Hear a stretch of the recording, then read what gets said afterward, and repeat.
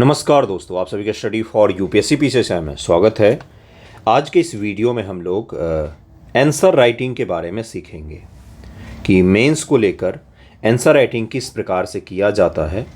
और सबसे पहले एक बेसिक क्वेश्चन को हल करेंगे हम लोग, जो 69 बीपीएससी मेन से पूछा गया है, और एक कठिन सवाल को हल करेंगे जो 69 बीपीएससी मेंस में आया था। दोनों सवाल के बिल्कुल प्रकृति अलग अलग हैं। मैं आपको ये भी दिखाऊंगा जो लोग पहली बार आंसर राइटिंग कर रहे हैं वो कंटेंट कहाँ से ले सकते हैं और किस प्रकार से लिख सकते हैं। कुछ बेसिक क्वेश्चन जो बच्चे आंसर राइटिंग के रिगार्डिंग पूछते हैं उस पर भी चर्चा करेंगे। उससे पहले एक चीज़ बता देता हूँ, वीडियो सुबह में ही आना था, सुबह में ही बनाना था, वीडियो मुझे अपलोड करना था, लेकिन ट्विटर आंदोलन था, उसमें पार्टिसिपेट करना था, इसलिए वीडियो बनाने में देर हो गया है। बहुत सारे अलग अलग आंदोलन चल रहे री एग्जामिनेशन को, लेकिन जहाँ तक मुझे लगता है मैंने हर चीज़ में पार्टिसिपेट किया है, सपोर्ट भी किया है। जहाँ जहाँ जिस चीज़ की बात करते उसमें मैं आपको सपोर्ट अवश्य ही करता हूँ। स्टूडेंट हित में ही टीचरों का हित होता है, लेकिन पढ़ने का काम भी साथ में कीजिएगा, क्योंकि सभी जगहों पर एग्ज़ाम कैंसिल होकर फिर से री एग्ज़ाम होगा, इसकी पॉसिबिलिटी नहीं के बराबर में है। मुझे आपको स्पष्ट बोलना चाहिए। अगर ऐसा होता तो आयोग उसी दिन क्लियर कर देता। एक जगह का कैंसिल हुआ है और वहाँ पर री एग्जामिनेशन होगा। आगे का क्या रूपरेखा है, कल कुछ बच्चे आंदोलन कर रहे हैं, उनको भी मेरा समर्थन होगा। अगर री एग्जामिनेशन होता है तो भी मेरा सपोर्ट होगा, नहीं होगा तो भी मेरा सपोर्ट होगा। आपका हित जिसमें उसी में मेरा हित भी है। ओके, आंसर राइटिंग के बारे में आज हम लोग डिटेल में समझेंगे। सबसे पहला चीज़ बच्चे जो पहला सवाल पूछते वो क्या है, आंसर राइटिंग कब से करना चाहिए। क्या पूरा सिलेबस पढ़ लें उसके पश्चात शुरू करें? नहीं, उसके पश्चात समय नहीं होता है आपको। सिलेबस क्योंकि कभी कंप्लीट होगा ही नहीं, आपका कुछ न कुछ हिस्सा छूटा हुआ ही रहेगा। जिस भी सब्जेक्ट का, जिस भी चैप्टर का, जहाँ से भी अध्ययन कर रहे हैं, किसी कोचिंग में आपका कर रहे, कोचिंग में जनरली नहीं करवाई जाती है। सारे कोचिंग के बारे में अच्छे से डीप में जानता हूँ। जो 60,000 फ़ी लेते हैं दिल्ली में उनके बारे में भी कह रहा हूँ, जो पटना में लोएस्ट फ़ी लेते हैं उनके बारे में भी कह रहा हूँ। उचित रूप से डेडिकेटेड आंसर राइटिंग नहीं करवाई जाती है। जो मेंस के लिए रिक्वायरमेंट होता है उतना उस लेवल का नहीं जाते हैं। ठीक है, स्पष्ट बताना चाहिए। बड़े बड़े कोचिंग संस्थानों में भी नहीं होता है ये चीज़। तो सिलेबस आपका कंप्लीट होगा तब आप आंसर राइटिंग करेंगे, ये सबसे गलत ट्रेंड होता है। जब आप पढ़ रहे हैं सिलेबस को, उसके साथ साथ ही आपको क्या करना चाहिए, डेली कम से कम 1 आंसर, 2 आंसर, 3 आंसर, 5 आंसर, जिनको मेंस एग्जामिनेशन देना है, जिनका हो गया है, जो मेंस का टेस्ट सीरीज मैं लाऊंगा इस बार, तो मेंस जिनको देना है उनको तो पर डे कम से कम 6 घंटे लिखने का प्रैक्टिस करना पड़ता है। 6 घंटे तक आपका कलम रुकना नहीं चाहिए, लेकिन उसके लिए कंटेंट चाहिए। लिखें क्या, राम कहानी नहीं लिख सकते हैं ना पेपर में, वहाँ तो जो पूछेगा वही लिखना होता है। दूसरा जो कंसर्न होता है बच्चों का कि कंटेंट कहाँ से लाएं, कंटेंट कहाँ से लाएं। कंटेंट में देखिए, आपसे मैं अगर पूछूंगा कि आप अपने बारे में लिखिए, आप अपने बारे में मुझे 200 शब्दों में आप अपने बारे में एक छोटा सा मुझे लिखकर बताइए। क्या आप लिख सकते हैं? अगर आप वो लिख पा रहे हैं यानी कि ठीक है, आपको लिखना आता है। अगर आप अपने बारे में भी नहीं लिख पा रहे हैं, उसके लिए किसी कंटेंट की आवश्यकता है क्या? आपसे मैं पूछूं कि आपको अपने बारे में लिखना है, उसके लिए किसी कंटेंट की, किसी किताब की आवश्यकता है क्या? किसी किताब की, कोई बुक, कोई उपन्यास पढ़ने की आवश्यकता है क्या? नहीं है उसके लिए आवश्यकता। क्या वो आप लिख पा रहे हैं? आप अपने बारे में लिख पा रहे हैं? आप अपने बारे में 100 शब्दों में, 200 शब्दों में सारा कुछ लिखिए। शुरू कीजिए यहीं से। जो लोग पहली बार लिख रहे हैं मैं उनके लिए कह रहा हूँ, क्या आप लिख पा रहे हैं? क्या नहीं लिख पा रहे थे, यानी कि आपकी लेखन शैली जो है ना वो कमज़ोर है। इसका क्या तात्पर्य होता है? इसका तात्पर्य होता है कि आपके दिमाग में पॉइंट्स बन रहा है, लेकिन आप उसको कॉपी पर कलम से नहीं लिख पा रहे हैं, आप उसको नहीं लिख पा रहे। इसको क्या बोला जाता है कि लेखन शैली इनकी सही नहीं है, वाक्य विन्यास नहीं लिखना आता है, जो मन में चल रहा है उसको कॉपी पर लिखना नहीं आ रहा है इनको। इसको क्या कहा जाता है कि इनको लिखना नहीं आ पाता है, अपने यहाँ ग्रेजुएशन नहीं हो पाता है सही से, इसलिए बच्चों को ये समस्या भी आती है। मैं जान रहा हूँ आप जो वीडियो देख रहे हो उसमें से भी कई सारे लोगों के साथ में ये चीज़ है कि उनको आ रहा है, पढ़ लिया 1857, लेकिन लिख नहीं पा रहे हैं। दूसरा क्या होता है, एक तो होता है कंटेंट की कमी, दूसरा क्या होता है ना कि आपको वो टॉपिक या फिर वो जो सवाल पूछा गया वो नहीं आ रहा है। तो ये कॉमन होता है। टॉपिक है, कोई नहीं आ रहा है। जैसे मैं आपसे पूछूं अभी अभी कर्जन की नीतियों के बारे में लिखिए, प्रीलियम के लिए आपने याद कर लिया कि भाई उसके समय बंगाल विभाजन हुआ, उसके समय एक एक्ट पारित किया गया, ये सब चीज़ें पढ़ लिया आपने, ठीक है, लेकिन आप उसको नहीं लिख पा रहे हैं, यानी कि कंटेंट की कमी है यहाँ पर। आपको वो टॉपिक नहीं आ रहा है, पर्टिकुलरली वो टॉपिक आपको नहीं आ रहा है। ऊपर वाले में क्या था कि आपके पास कंटेंट की कमी नहीं है, आपके बारे में आपसे बेहतर कौन जान सकता है, लेकिन आप लिख नहीं पा रहे हैं। आपको मैं क्वेश्चन दूंगा, ये सिर्फ बातों से नहीं होगा, मैं क्वेश्चन दूंगा, कंटेंट दूंगा आपको कि कहाँ से किस प्रकार से लिखना है। अंत तक बस देखिएगा, डिटेल में होगा वीडियो, ठीक है। ये दो समस्याएं आती है कि मुझे वो टॉपिक नहीं आता है। टॉपिक नहीं आता की समस्या कोई बड़ी समस्या नहीं होती है, क्योंकि कितना भी आप पढ़ लें, मेंस एग्जामिनेशन में 1 से 2 सवाल इस प्रकार के होंगे ही जहाँ पर क्या होगा, जहाँ पर आपको वो नहीं आ रहा होगा, उसके बारे में आपको नहीं पता होगा, शॉर्ट आंसर में या लॉन्ग आंसर में नहीं पता होगा, लेकिन आप फिर भी कुछ न कुछ सोच कर लिख देंगे। इस कैपेबल होने के लिए क्या आना चाहिए, तो लिखना आना चाहिए। ये कैसे आएगा, ये आएगा कि पर डे आप कम से कम 1 पेज, 2 पेज, 10 पेज, 15 पेज अपनी इच्छा अनुसार, जब यूपीएससी का प्रिपरेशन करते हैं तो पर डे आपको 10 पेज 20 पेज मिनिमम लिखना होता है, अगर वाकई आप कर रहे हैं प्रिपरेशन तो। पीसीएस मेंस में भी यही होता है कि पर डे आपको 10 पेज 20 पेज लिखना चाहिए। क्या लिखें सर, तो अगर आपको आज तक लिखना नहीं आया है तो न्यूज़पेपर का आर्टिकल जो रहता है ना, उसको बैठकर छाप लीजिए, सप्ताह भर बाद आपको लिखना आ जाएगा। मैं 10 चीज़ें बताता हूँ, कोई एक भी फॉलो करता है तो उसको आ जाता है, फिर वो बाद में बोलते हैं कि सर आपने निबंध सिखाया तो 200 मार्क्स मेरे आए हैं निबंध में। ये कैसे होता है, क्योंकि कोई एक ही फॉलो कर पाता है। अगर आपको कुछ भी लिखना नहीं आ रहा है, इस तरह की परिस्थिति बन रही है कि आप अपने बारे में भी 100 शब्द नहीं लिख पा रहे हैं, 1 पेज नहीं लिख पा रहे हैं, एक पत्र नहीं लिख पा रहे हैं। प्रधानाध्यापक को पत्र लिखवाते थे हम लोगों से 6ठी 7वीं कक्षा मार मार के स्कूल में हिंदी में, तो वो सब तो उसी समय लिखना आ जाता है। मैं बिहार बोर्ड की बात कर रहा हूँ। अगर आपको ये चीज़ नहीं आ रहा है तो कहाँ से शुरू करें, ये कोई गलत नहीं है, होता है ऐसा, कई सारे बच्चों के साथ ऐसा होता है। कहाँ से शुरू करें, कुछ भी एक उठा लें, कोई भी किताब, हिंदी मीडियम है तो हिंदी का, इंग्लिश मीडियम है तो इंग्लिश का, और उसको लिखें। बस लिखिए, कुछ ही मत सोचिए कि आपके सिलेबस में है, बाहर है, क्या है क्या नहीं। एटलीस्ट आपको पहले लिखना तो आएगा, है ना, उसके पश्चात कंटेंट पर आएंगे, ठीक है। ये 2 चीज़ें क्लियर हो गई। सिलेबस कंप्लीट करने का वेट नहीं करना है, साथ में ही लिखना है, पहला चीज़ तो ये हो गया। जिनको बिल्कुल कुछ नहीं लिखना आ रहा है तो कुछ न्यूज़पेपर का आर्टिकल उठाइए और उसी को लिख डालिए शुरू से अंत तक। एक आर्टिकल लिखने में 10 पेज भर जाएंगे आपके A4 साइज वाले, लेकिन लिखिए, देख कर लिखिए, लाइन बाय लाइन लिखिए। इसी प्रकार से लिखना आएगा, क्योंकि मेंस एग्जामिनेशन में 3 आवर में 20 सवाल लिखने होते हैं, उसके बारे में सोचना भी होता है, लिखना भी होता है। बीपीएससी का GS2 का पेपर यूपीएससी से भी ज़्यादा कठिन लगता है कभी कभी मुझे। क्यों? क्योंकि लॉन्ग फॉर्मेट और शॉर्ट फॉर्मेट दोनों प्रकार के सवाल होते हैं। 10 से 15 कड़ी में शॉर्ट आंसर होता है, और 5 से 6, 5 है शायद, 5 सवाल है या 4 सवाल है, देखो ये एक बार काउंट कर लीजिएगा, मैं भूल जाता बार बार, वो लॉन्ग फॉर्मेट होता है। अभी तो आप एक लॉन्ग फॉर्मेट 1 घंटे में लिख रहे होंगे, तो यहाँ तक कैसे पहुँचते हैं इस कैपेसिटी तक? तो निरंतर आपको पर डे 5 घंटे 6 घंटे पढ़ना पड़ेगा, और एक पेज आंसर लिखने के लिए कम से कम आप एटलीस्ट आपको 1 से 1.5 घंटा पढ़ना पड़ेगा, तभी आप लिख पाएंगे आंसर।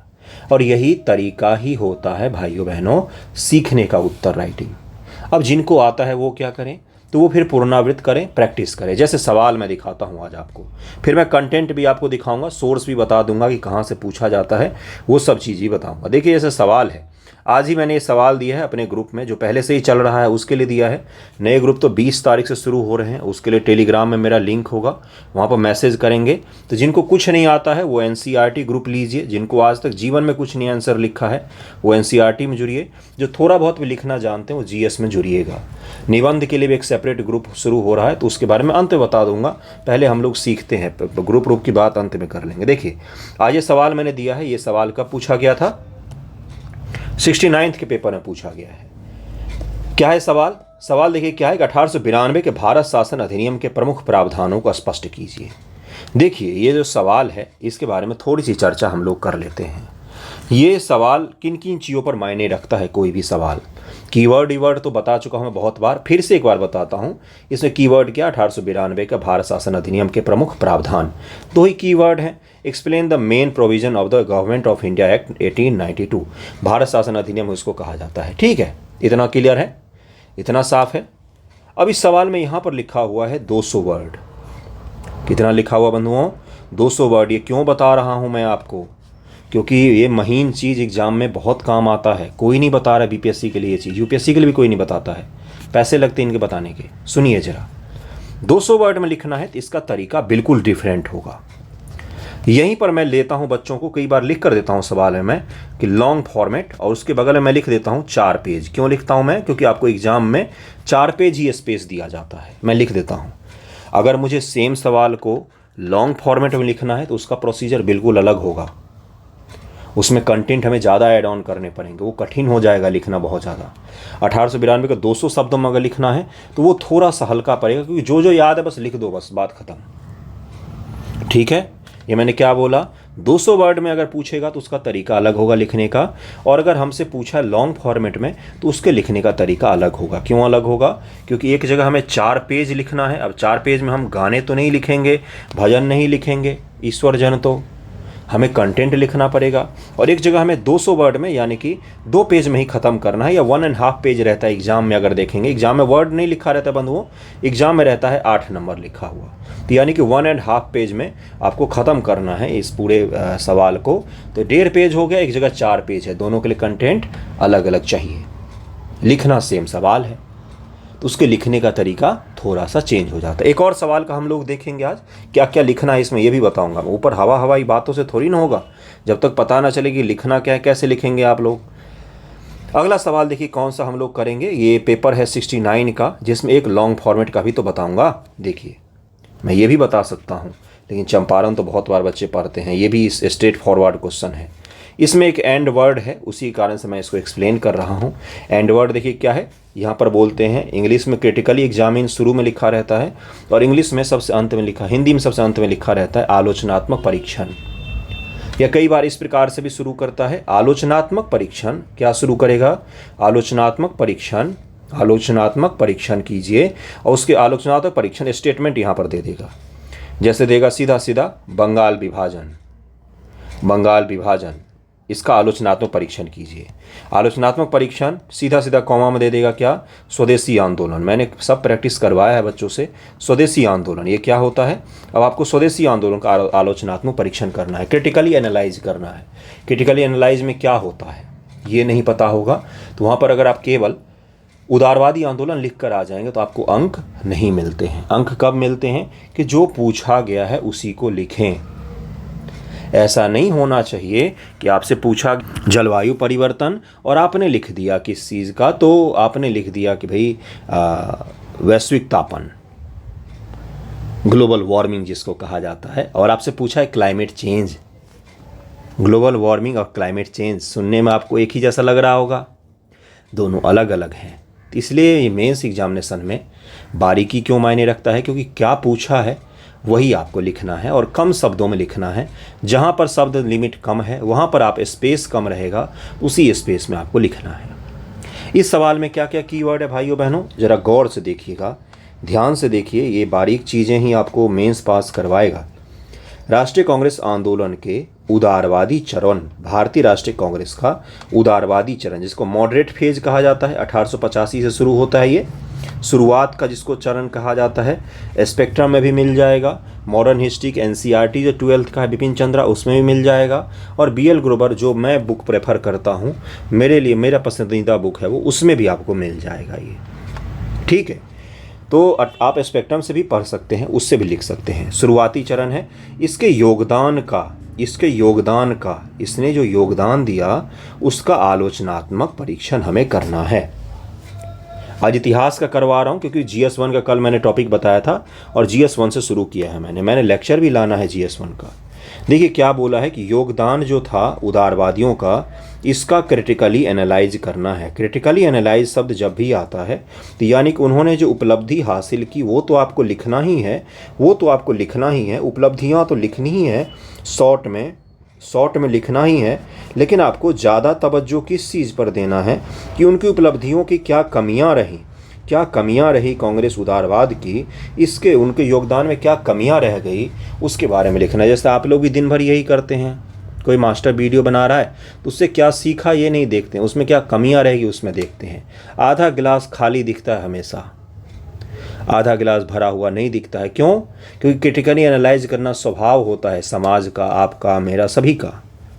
सबसे पहले कमियां दिखती हैं, फिर जाके खूबियां दिखती है। कोई बात नहीं, यहाँ पर ध्यान दीजिए। तो वही आपसे एग्जाम में भी पूछ रहा है कि कमियां निकालिए। किस चीज़ की कमियां निकालना है? पड़ोसी की, रूममेट की, किसकी कमियां निकालना है? मास्टर की नहीं।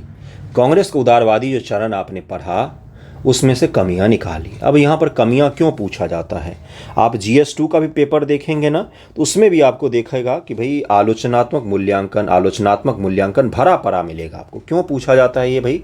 ये इसलिए पूछा जाता है क्योंकि आलोचना को निकालने के लिए, उपलब्धि तो सभी जगहों पर लिखा रहता है, आलोचना को लिखने के लिए विश्लेषण की आवश्यकता पड़ती है। विश्लेषण यानी कि एनालिसिस की आवश्यकता पड़ती है, तभी जाके आप किसी चीज़ की आलोचनात्मक मूल्यांकन कर पाएंगे। जैसे मैं आपसे बोलूं कि प्रधानमंत्री मोदी जी हैं, उनके उपलब्धियों का आलोचनात्मक मूल्यांकन कीजिए, तो आप बोलेंगे कि उनकी नीयत हमेशा सही ही रहा भाई कि GST नोटबंदी लाया गया, नोटबंदी बहुत अच्छे नीयत से था, लेकिन उसका आलोचनात्मक क्या हो जाएगा कि उसको इम्प्लीमेंट सही से नहीं किया गया, जिस कारण से क्या हुआ तो वो फेल हो गया लगभग में। तो ये क्या हो गया? नीयत उनकी सही थी। तो कांग्रेस उदारवाद की नीयत बिल्कुल सही थी, लेकिन वो सही से कुछ हासिल नहीं कर पाए, इसलिए वो अचानक से क्या हो गए, तो वो अप्रासंगिक हो गए। वो प्रासंगिक नहीं रहे। प्रासंगिक का मतलब होता है वो आज के दौर के हिसाब से ज़रूरी नहीं रहे, और वो कहाँ चले गए, तो वो सुसुप्त हो गए, विलुप्त चले गए, बाहर चले गए वो। और उनकी जगह पर कौन आ जाते हैं? तो एक्सट्रीमिस्ट आ जाते हैं। ये चीज़ें कहाँ से सीखा हमने? पढ़ के हमने एनालाइज किया। अब जरा इसमें लिखेंगे क्या? सबसे पहले 1892 के एक्ट को हम लोग देखते हैं, उसके बाद से मैं बताऊंगा। देखिए, जब भी आपसे कोई एक्ट पूछा जाए, आज बना लीजिएगा एक माइंडसेट, जब भी आपसे कोई एक्ट पूछा जाए, कोई भी एक्ट पूछा जाए, जैसे मान लीजिए मैं आपसे CAA ही पूछूं, मैं आपसे पूछूं CAA, सिटीजनशिप अमेंडमेंट एक्ट 2019 में जो लाया गया था, इसके बारे में आप 200 शब्दों में लिखिए। मैं आपसे पूछ सकता हूं, करंट अफेयर में मैं पूछ सकता हूं भाई, हो सकता है आपसे अगली बार पेपर में पूछे, क्योंकि अभी कुछ दिन पहले फैसला आया था सुप्रीम कोर्ट का, जिसमें उन्होंने बोला कि ठीक है, इसको इम्प्लीमेंट किया जाना चाहिए, है ना।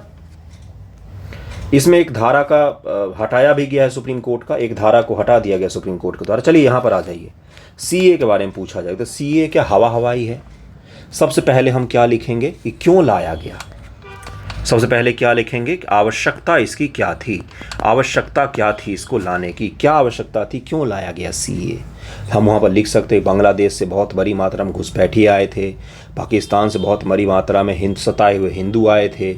इस तरह की चीज़ें जो थी, ये देश में वातावरण बन रहा था कि दुनिया के सभी देश अपने अपने देशों को क्या कर रहे हैं, तो थोड़ा सा सिक्योर करना चाहते हैं बाहरी लोगों से, क्योंकि जलवायु परिवर्तन, तो युद्ध तो कहीं पर राजनीतिक कारण से, कहीं पर सामाजिक कारण से, कहीं पर आपदा, प्राकृतिक आपदाओं के कारण से एक देश से दूसरे देश में पलायन बहुत ज़्यादा हो रहा है। और भारत की आबादी तो 140 करोड़ वैसे ही है, और भी लोग इसमें बाहर से आ जाएंगे तो क्या हो जाएगा, हमारी आबादी जो है, हम वैसे भी संसाधन की कमी से जूझ रहे हैं, और भी संसाधन की कमी हो सकती है, सामाजिक, आर्थिक, राजनीतिक संकट उत्पन्न हो सकता है। नॉर्थ ईस्ट के इलाकों में हमने देखा भी कि राजनीतिक संकट भी उत्पन्न हो गया, डेमोग्राफी वगैरह चेंज हो गया। शॉर्ट में हमने लिख दिया। इससे क्या हुआ, हमें पता चल गया कि CA कोई हवाई नहीं है, बल्कि उसके पीछे लाने का कुछ कारण था, कुछ मंशा था। उसके पश्चात हम क्या लिखेंगे, CAA के प्रावधानों को लिख देंगे कि क्या है इसके प्रावधान, और उसके पश्चात से हम एंड कर देंगे। तो ये क्या हो गया बंधुओं, एक कंप्लीट आंसर हो गया, एक कंप्लीट उत्तर हो गया, इसमें कुछ भी बाकी नहीं रहा। उसी प्रकार 1892 का एक्ट, 1858 का एक्ट, 1861 का एक्ट, 1909 का एक्ट, 1919 का एक्ट, 1935 का एक्ट, 1947 का एक्ट, उससे पहले के 1773 का एक्ट, 1784 का एक्ट, 1792 का एक्ट, जितने भी एक्ट हैं, 1813 हो गया, 1833 हो गया, 53 हो गया, जितने भी एक्ट लाए गए, उन सब के पीछे कुछ न कुछ पृष्ठभूमि है, कारण है। अब जब मैंने शुरुआत में आपको समझाया कि 200 वर्ड का उत्तर रहेगा तो वहाँ पर अलग लिखना है, और लॉन्ग फॉर्मेट रहेगा तो वहाँ पर अलग लिखना है, तो ये अलग यही है। अगर 200 वर्ड में ही पूछा गया है तो 2 से 3 पॉइंट में मात्र आपको क्या करना है कि उसके पीछे का बैकग्राउंड लिख दीजिए। क्या लिखेंगे? अगर 2 से 3 पॉइंट में ही लिखना, मैं आपको दिखाऊंगा, अभी कंटेंट लाया हूँ गुरु, मैं आपको पूरा दिखाऊंगा कि क्या था इसके इम्पैक्ट पारित होने की घटना, लेकिन 2 से 3 वर्ड में ही लिखना है तो हम क्या लिखेंगे बैकग्राउंड में कि कांग्रेस उदारवाद। कांग्रेस, पहले हम इंट्रो लिखेंगे। इंट्रो में क्या लिखेंगे कि 1892 का एक्ट जो है, 1892 का एक्ट, इसको भारत शासन अधिनियम में ब्रिटिश काल में एक महत्वपूर्ण एक्ट माना जाता है। इसके लाने के उद्देश्य निम्न है। तो उद्देश्य हमने पहला लिखा, क्या हमने लिखा कि कांग्रेस उदारवाद जो है, इसका आंदोलन जो शुरू हुआ था, तो इसको संतुष्ट करने के लिए और इसको सरकार का राजभक्त बनाने के लिए 1892 के एक्ट में कई सारे प्रावधानों को शामिल किया गया। हम ये लिख सकते हैं। दूसरा क्या लिख सकते हैं? उदारवादी आंदोलन, उदारवादी कांग्रेस को ज़्यादा तवज्जो देने के लिए भारत की जनता उदारवादी कांग्रेस के पीछे खड़ी हो जाए और उदारवादी कांग्रेस अंग्रेजी सरकार के पीछे खड़ी हो जाए। इसके कारण से क्या हुआ कि उदारवाद को लेकर कई सारे प्रावधान बनाए गए और उसके बाद इस एक्ट को लाया गया था। हमने 2 पॉइंट में लिख दिया बैकग्राउंड। इसीलिए आप देखेंगे कि 1892 का एक्ट, 1909 का एक्ट, 1919 का एक्ट क्या कहा था? जन प्रतिनिधित्व की शुरुआत, ये कहा जाता है ना। BL ग्रोवर मार्ग से चैप्टर ही है इन तीनों एक्ट के लिए। क्यों है? क्योंकि इसे माना जाता है जन भागीदारी की शुरुआत वाला एक्ट। तो हमने बैकग्राउंड लिख दिया इसका। अब हम क्या हेडिंग बनाएंगे बंधुओं? अब हम बनाएंगे प्रावधान। प्रावधान हेडिंग बनाया, पहला, दूसरा, तीसरा, चौथा, पांचवा, जितने प्रावधान मुख्य आपको याद हैं, 5 भी याद हैं, 6 भी याद है, तो आप लिख देंगे तो हो जाएगा। कि जैसे बजट पर भाषण देने का अधिकार मिला और भी जो अधिकार मिला, कुछ लोगों को शामिल किया गया, तो ये सब क्या हो गया? प्रावधान हो गया। उसके बाद हम लिखेंगे 1892 के बारे में विचार, 1892 के बारे में विचार किन के? तो अगर किसी नेता के कथन हमें याद है, जैसे गोखले साहब ने क्या बोला, या कांग्रेस ने क्या बोला, या किसी और नेता ने क्या बोला, या किसी ने बोला कि बेकार एक्ट है, तो विचार लिखेंगे और एंड लिख देंगे। एंड में क्या लिखेंगे? किसी भी एक्ट के एंड में एक ही शब्द लिख सकते हैं कि भारत में अंग्रेजी राज्य को सुरक्षित करने के लिए एक्ट लाया गया था। ये भी अगर आप निष्कर्ष लिख रहे हैं तो सारे एक्ट में ये चल जाएगा लगभग में, है ना। तो ये हम निष्कर्ष लिखेंगे और एंड कर देंगे। ये क्या हो जाएगा बंधुओं? Complete answer. लेकिन हमें तो लिखना आता नहीं है, हमें तो कंटेंट चाहिए। तो कंटेंट आपको सभी बुक में मिल जाएगा, लेकिन एक्ट जो है, जितने भी एक्ट हैं 1773 से लेकर और 1935 तक के सारे बड़े एक्ट तो यही हैं।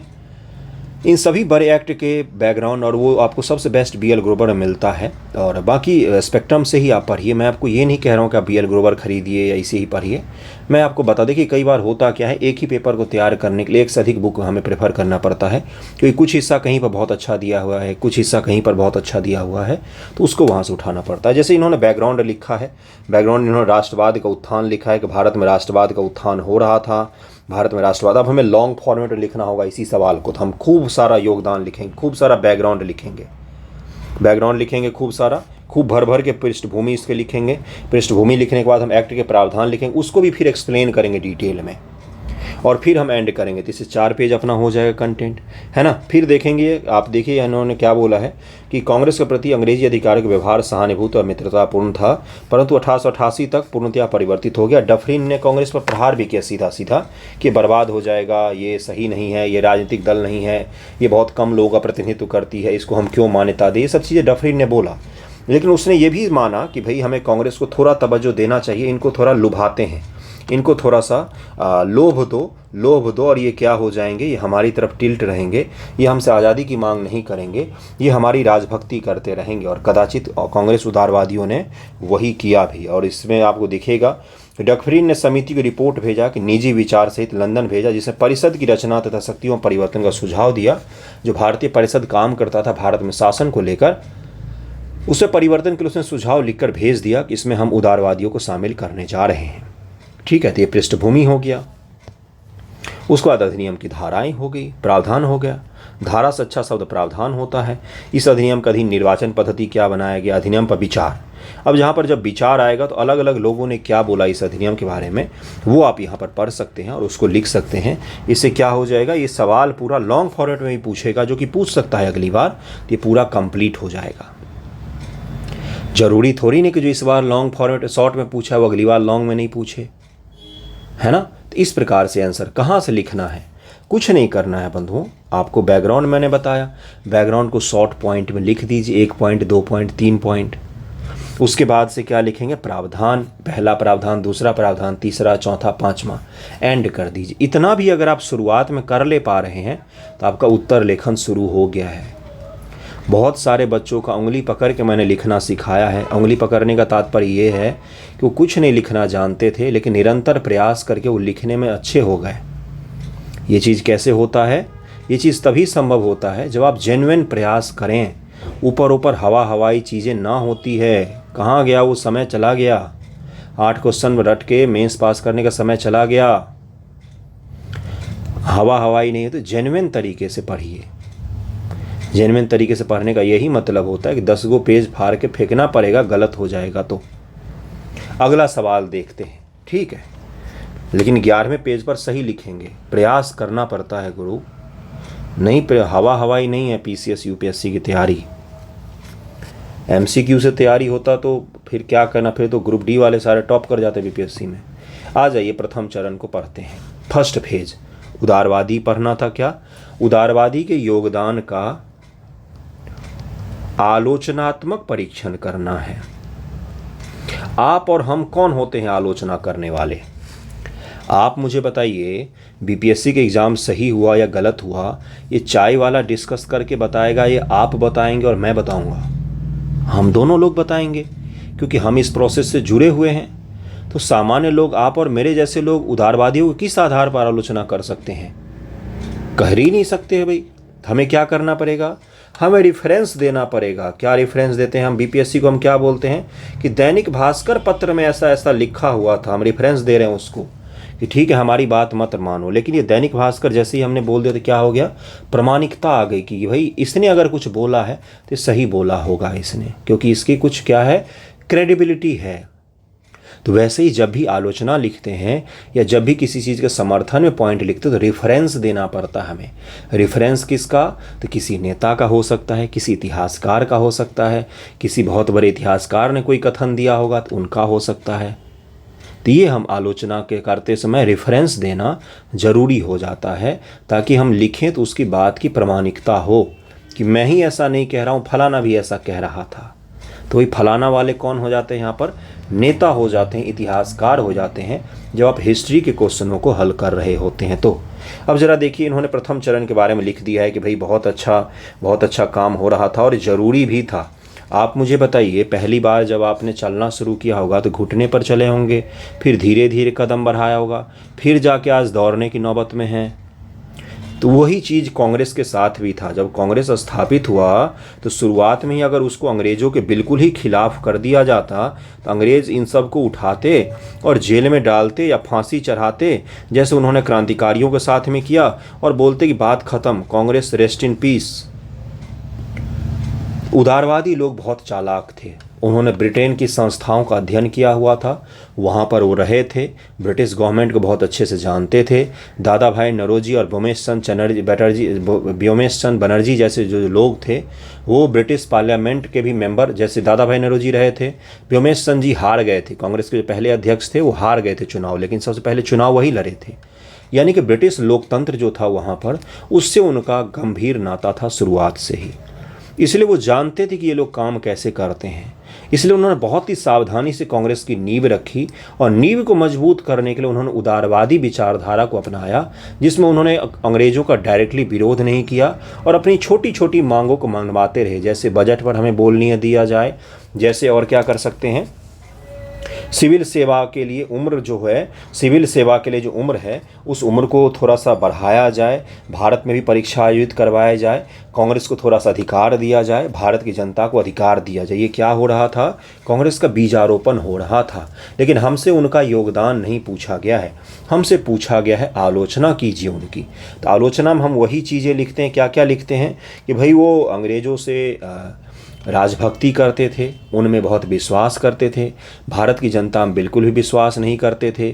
उसके अलावा वो ब्रिटिश क्वीन के लिए लॉन्ग लिव क्वीन का गाना गाते थे, शहरी वर्ग के थे, वकील लोग थे, लोगों के जो मुद्दे थे लोगों के जो मुद्दे थे, सामान्य लोगों के, उस मुद्दे से उनका कोई खास लेना देना नहीं था। इसीलिए उदारवादियों ने बंगाल विभाजन का जो आंदोलन था, स्वदेशी आंदोलन, उसके पूरे देश में फैलाने से मना कर दिया, जबकि उग्रवादियों ने बोला कि हम इसको पूरे देश में फैलाना चाहते हैं। इसीलिए आप देखते हैं कि उग्रवादी जो हैं उदारवादियों से धीरे धीरे कटने लग जाते हैं। उसके पीछे भी कारण कदाचित यही था। लोगों के मुद्दे पहली बार राष्ट्रीय पटल पर कब आते हैं? 1917 चंपारण आंदोलन के दौरान आते हैं। ये सब बातें कहाँ से सीखी है हमने? इसको जब आप पढ़ेंगे, ये स्पेक्ट्रम में भी मिलेगा आपको, तो वहाँ पर आपको दिख जाएगा कि किस प्रकार से उदारवादियों की आलोचना की गई है। लेकिन शुरुआत में मैंने आपको क्या बताया? बीजारोपण वाला जो लाइन वाला मैंने क्या बोला? उपलब्धि बोली उसकी, कि उनकी उपलब्धि पहले लिखेंगे, फिर हेडिंग बनाएंगे उनकी आलोचनात्मक मूल्यांकन, फिर आलोचनाओं को लिख देंगे। उसमें उदाहरण देना होता है हमें। क्या उदाहरण दे सकते हैं कि भाई उन्होंने स्वदेशी आंदोलन को पूरे देश से फैलाने से रोका, ये उदाहरण हो गया। उन्होंने लॉन्ग लिव क्वीन, अब सामान्य लोगों के मुद्दे नहीं उठाए, ये उनकी आलोचना हो गया। उनके नेतागण जो थे वो शहरी वर्ग के थे, अमीर वर्ग के थे, ब्रिटेन में रहे हैं, लंदन में रहे हैं, इस देश से बाहर रहे हैं। इसके उदाहरण में क्या दे सकते हैं कि दादा भाई नौरोजी बहुत बड़े आर्थिक आलोचक भी हैं अंग्रेज़ों के, लेकिन वो रहे हमेशा लंदन में। ब्रिटिश गवर्नमेंट में उन्होंने हमेशा विश्वास किया। उनका जो किताब है un British rule in India, है ना, drain of wealth theory, un British rule in India. Un British क्यों बोल रहे? वो बोल रहे कि ब्रिटिश लोग बहुत अच्छा शासन करते हैं, भारत ब्रिटिश शासन नहीं है, भारत ब्रिटिश शासन रहता इतना शोषण नहीं होता, इसीलिए अन ब्रिटिश नाम है उनकी किताब का। आज पता चला होगा आपको। ये हम उनकी आलोचना में लिखेंगे, इसको पढ़ लेंगे और पॉइंट वाइज में लिख देंगे कि भाई उनकी आलोचना क्या है। रेफरेंस कहाँ से दे सकते हैं? तो कुछ नेताओं का रेफरेंस दे सकते हैं, कुछ नेताओं का रेफरेंस दे सकते हैं कि किन किन लोगों ने क्या बोला। जैसे गोखले साहब ने क्या बोला है, वो तो खुद उदारवादी थे। पट्टाभी सीतारामैया जी ने क्या बोला है, और बिपिन चंद्र पाल जी ने क्या बोला है कि 1850 से 1905 तक का काल भारतीय राष्ट्रवाद में बीज बोने का समय है। आरंभिक काल के राष्ट्रवादियों ने बीज गहरे और अच्छे ढंग से बोए हैं। अपने राष्ट्रवाद को अनुनय, छिछली भावुकता, एक गुजरती हुई भावना पर आधारित न करके स्वतंत्रता के अमूर्त अधिकारों अथवा प्राचीन परंपराओं के नाम की सुधार विरोध दुहाई न देकर उन्होंने आधुनिक साम्राज्यवाद और अंग्रेजी सरकार और भारतीय लोगों के हितों की आपसी विरोधाभास के गोरख धंधे के कठोर और मेम भर्दी विश्लेषण द्वारा दृढ़ रूप से स्थापित कर दिया। ये बिपिन चंद्र पाल है, बाल लाल पाल में से ये गरम दल के नेता है, लेकिन इन्होंने कितना सुंदर बोला है। ये बिपिन चंद्रा है, सॉरी, बिपिन चंद्रा ये अलग है, वो पाल अलग है। एक और है तिलक है, उन्होंने क्या बोला था कि साल में एक बार इकट्ठा होकर टटराते हैं। ये कांग्रेस अधिवेशन की उन्होंने आलोचना की थी और उन्होंने किया है, या एक गरम दल के नेता ने किया। एक बार ये ज़रूर देख लीजिएगा। लेकिन मैं आपको क्या बता रहा हूँ, हम जैसे बिपिन चंद्र हो गए, हिस्टोरियन हो गए, या फिर गोखले साहब हो गए, वो तो उस समय के नेता ही हैं। पट्टाभी सीतारामैया नेता ही हैं। किसी गरम दल के नेता का कोई कथन है तो उसको अगर कोट कर देंगे तो क्या हो जाएगा, उनको कोट करने से थोड़ी सी प्रामाणिकता बढ़ जाती है। ठीक है, ये होता है आंसर लिखने का तरीका। अब आपको पता चला एक अच्छा आंसर। मैं आपको अगले वीडियो में मॉडल आंसर भी दिखाऊंगा। अब ज़रा ग्रुप की बात कर लेते हैं। बच्चे अलग से मैसेज करते हैं, मैं आपको पहले भी बताया है मैंने। ग्रुप अपने 3 ग्रुप शुरू हो रहे हैं, जिसमें एक जीएस का ग्रुप है, ग्रुप 1 है जो जीएस का ग्रुप है, ग्रुप 2 है जो एनसीईआरटी का है, एनसीईआरटी का, ग्रुप 3 होगा जो केवल ऐसे का होगा। तीनों का प्राइस एक ही है, जितना इसका लगता है उतना ही इसका भी, उतना भी इसका, सेपरेट लगता है तीनों का। तीनों जिसमें भी आपको ऐड होना हो, जैसे जिन्होंने पहले कभी उत्तर लेखन किया हो थोड़ा बहुत भी, तो आप जीएस का ग्रुप में जुड़ेंगे। इसमें जीएस 1 से शुरू होगा। इसका टॉपिक मैं आज ही देने वाला हूं और कल ही देता, लेकिन कल फिर बीपीएससी चेयरमैन का प्रेस कॉन्फ्रेंस हो गया, फिर मुझे भी बातचीत करना था, इसलिए तो जीएस उसमें आप जुड़ सकते हैं। अगर आपने आज तक कुछ भी नहीं लिखा है, बिल्कुल ब्लैंक हैं आप, आज तक कोई उत्तर लेखन नहीं किया, शर्माना नहीं चाहिए। सबसे पहले शर्म को छोड़िए। सीखने के लिए कोई शर्माता है क्या? अगर आपने कुछ भी नहीं लिखा है, आपको बिल्कुल 0 लेवल से शुरू करना है, तो आप फिर एनसीईआरटी से जुड़िए। निबंध लेखन में निबंध मैं सिखाता हूँ, इसमें सब लोग जुड़ सकते हैं, लेकिन पहले जिनको कुछ भी नहीं लिखना आता वो एटलीस्ट एनसीईआरटी में जुड़े। निबंध लेखन में वो लोग जुड़े जिनको थोड़ा बहुत भी लिखना आता हो। ओके, वीडियो को एंड करते हैं। जुड़ना हो तो बताइएगा, टेलीग्राम का लिंक रहता है वहाँ पर। थैंक यू सो मच आप सभी का।